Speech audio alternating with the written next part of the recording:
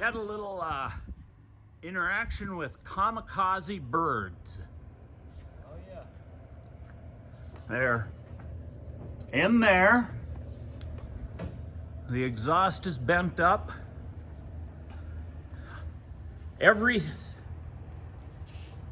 Nearly the whole airplane has been hit.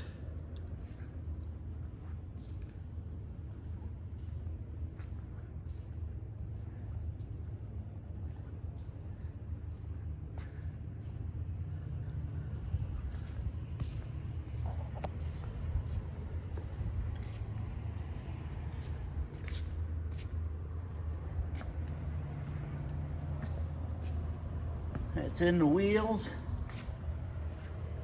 It's there. It's in the oil cooler.